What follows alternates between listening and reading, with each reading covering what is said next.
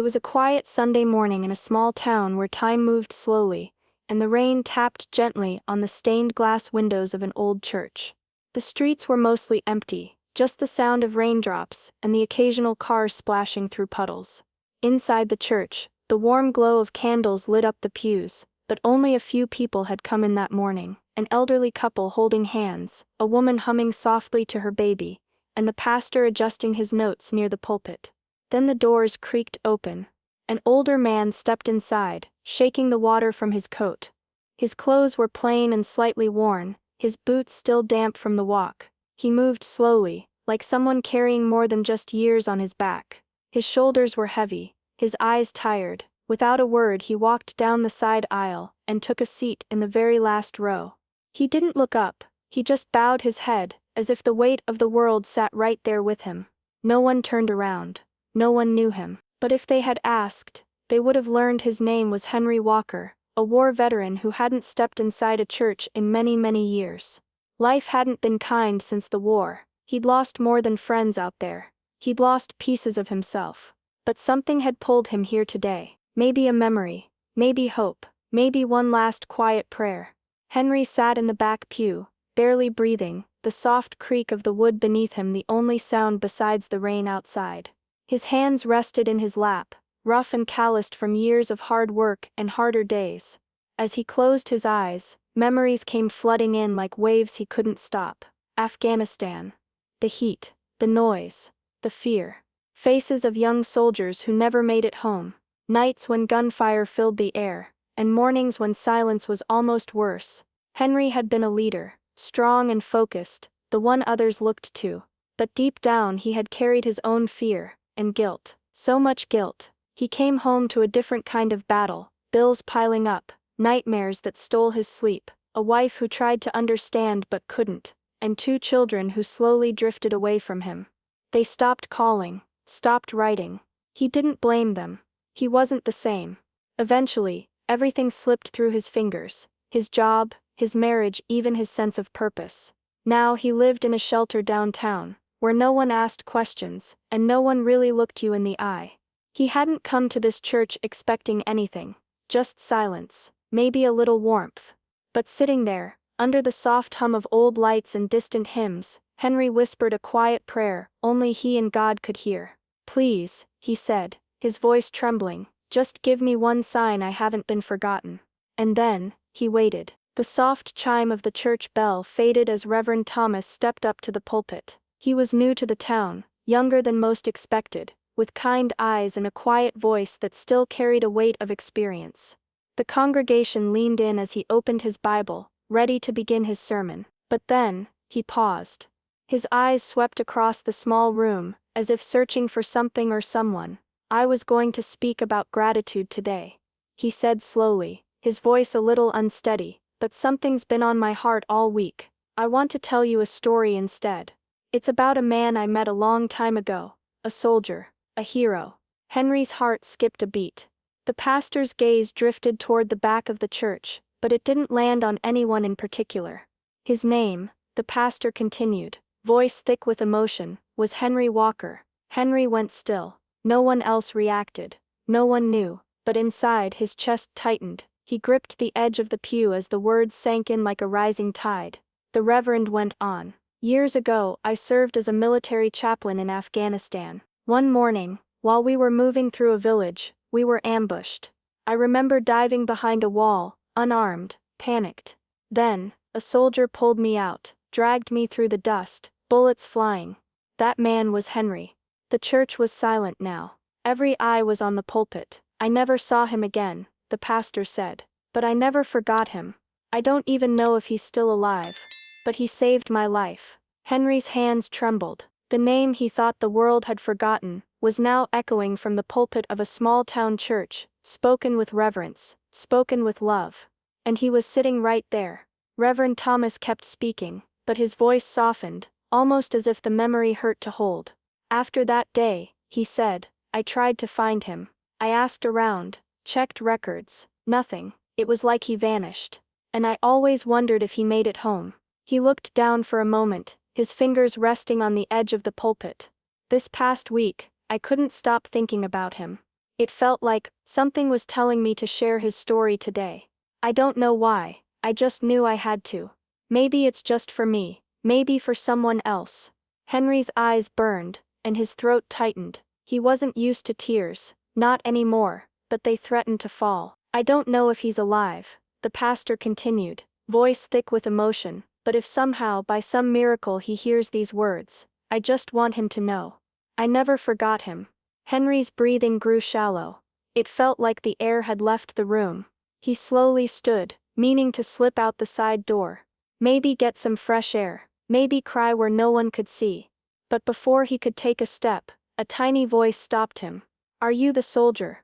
Henry turned. A little boy no more than 6, stood beside his pew holding a wrinkled crayon drawing, an American flag, and what looked like a man in uniform. Henry froze. The boy smiled shyly. Mom said the soldier saved the pastor. Was that you? People started turning around. Murmurs rose. A few heads tilted. Someone gasped. At the front, Reverend Thomas went silent, his eyes locked on Henry, disbelief spreading across his face. He stepped down from the pulpit, his voice barely a whisper. Henry. Henry couldn't speak. He nodded once. In that moment, the church felt like it was holding its breath. Then the pastor crossed the room, and wrapped his arms around the man who'd once saved his life. And for the first time in years, Henry Walker felt seen. Reverend Thomas rushed forward, his steps quick and unsure, like he couldn't believe what he was seeing. He stopped just in front of Henry, eyes wide with disbelief, then said softly, "It's you, Henry." Henry stood frozen, his lips parting, but no words came at first. He gave a small nod, and his voice cracked as he whispered, "I didn't think anyone remembered." Without hesitation, the pastor pulled him into a firm embrace. The silence in the room broke as the church erupted into soft applause. A few people wiped their eyes. Some smiled through their tears. Even the baby in the back seemed to pause, sensing something special was happening. Henry stood in the middle of it all, stunned. The pastor stepped back, still holding his shoulders. "You saved my life. I never forgot your face. I've told your story 100 times, and now here you are, right in front of me." Henry didn't know what to say. He had lived in shadows for so long that standing in the light felt overwhelming. Then the young mother in the second row slowly stood. Her voice trembled, but her eyes were steady. "My brother," she said quietly, "was in your unit. His name was Joel. He told us he was saved by a soldier named Henry, during a surprise attack." Henry turned to her, stunned. She gave a small emotional smile. "He made it home because of you. He's alive. He's with his kids. You saved my brother." Henry's mouth opened, but nothing came out. He looked down, shaking his head as if trying to make sense of it all. The church was still again, and then someone said, "Thank you, sir." Another echoed, "Thank you for your service." More voices joined in. Henry Walker, who had walked in hoping for silence, was now surrounded by warmth, gratitude and tears. And for the first time in a long time, he felt like he mattered again. In the back row, near the door, a woman holding a camera wiped her eyes. She wasn't from town. She had come to cover a small community story about the new pastor's first month, nothing more. But what she witnessed instead had moved her deeply. She walked up to Reverend Thomas after the service, gently pulling him aside. "Who is he?" she asked. "The veteran, Henry. Can I speak with him?" Henry was hesitant at first, but Reverend Thomas nodded, and the reporter approached with a kind smile. "Mr. Walker, I think people need to hear your story." He shrugged. "I'm no one special." But she shook her head. "That's not true. And I think the world's forgotten too many men like you." The next day, the story that had begun in a small church on a quiet Sunday was everywhere. Unknown war hero recognized in local church, community stunned by emotional reunion. It was the kind of headline that Henry had never imagined would one day be associated with his name. But as soon as the article went live online, it spread like wildfire. Within hours it was all over social media, shared by thousands of strangers. Comments flooded in, some from veterans who remembered their own struggles, others from families who had lost loved ones in similar wars. Many simply expressed their gratitude to Henry, a man they had never met but whose story had touched them deeply. Henry sat in his apartment, staring at his phone as the notifications kept coming in. The world was speaking to him now, people he had never known thanking him for his service, acknowledging his sacrifice. It felt overwhelming, like a flood of kindness and recognition that he wasn't sure he deserved but so desperately needed. Donations started pouring into the church, each envelope marked with a simple message. For Henry. For the ones like him.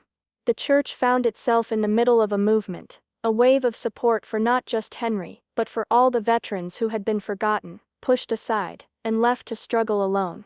The donations were used to help other veterans find housing, counseling, and a community that would support them, just as Henry had been supported. Veterans organizations from across the country reached out, offering to help with housing, job training, and opportunities to rebuild lives that had been torn apart by the aftermath of war.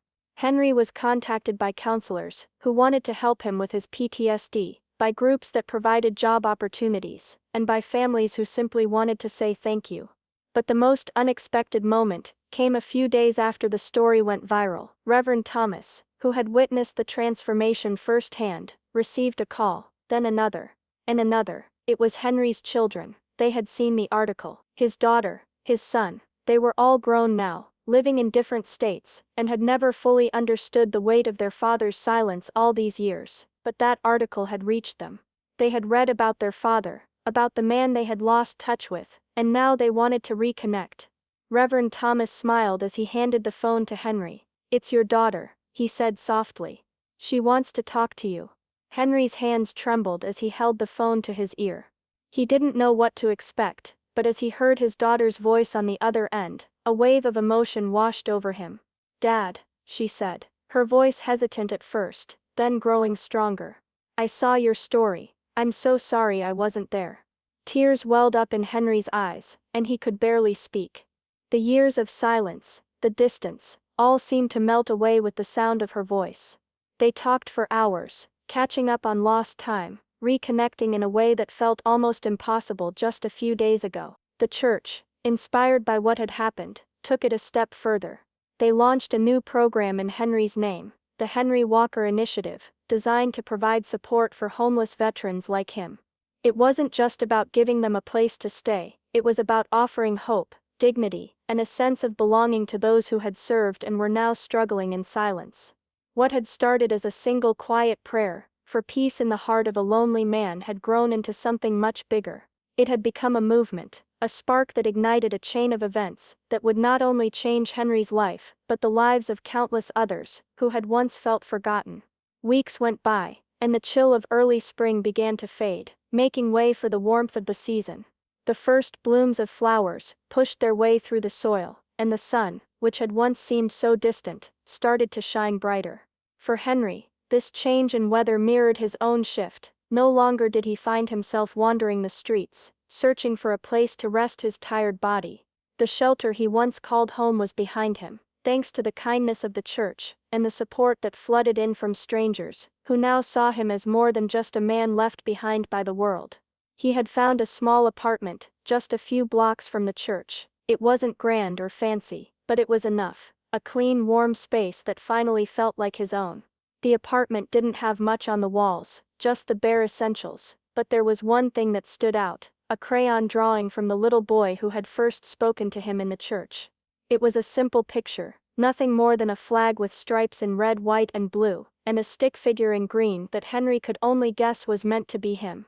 Beneath it, in careful childlike handwriting, was the message, "Thank you, soldier." Every time Henry looked at it, a lump would form in his throat. It was a symbol of the gratitude he had never expected, a sign that maybe, just maybe, he wasn't invisible anymore.